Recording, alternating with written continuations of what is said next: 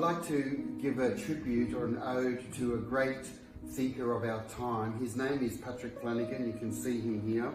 So Patrick Flanagan was one of the pioneers with sacred geometry back in the 1970s. He's the one that allowed us to understand the mathematics of the height of the pyramid, the base. So people who wanted to build their own home pyramids, whether it was in copper or wooden doweling, we all used his book called Pyramid Power.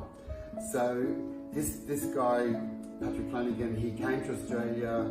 He affected a whole generation of people like myself. So we were studying his books in our 20s, and it was through his inspiration that people like us were able to continue his work.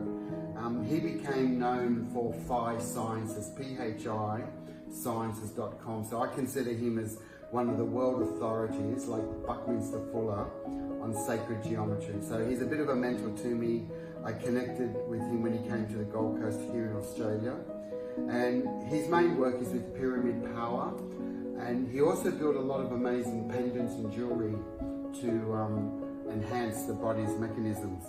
So when about 30 years ago, he was talking about how to restructure water, and his main work was to create a substance called microhydrogen, something like microhydrogen, so that when he did the research of the glaciers in Tibet, that was the purest water in the world, in the Hunza Valley. So he studied the mathematics of restructured water, and he was able to put that energy of the hydrogen power in a capsule, and it was called microhydrogen.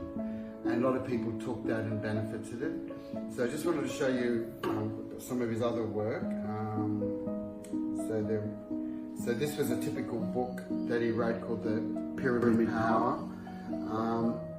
So he was able to restructure, copy nature's secret, and with the right mathematical dimensions, he was able to put it into a capsule so that a lot of people could benefit from the healing powers of that. And the other diagram, just to show you, was this one here. He did a lot of experiments, not just with pyramid, but it was his uncanny genius as a child that allowed him to progress the world of sacred geometry.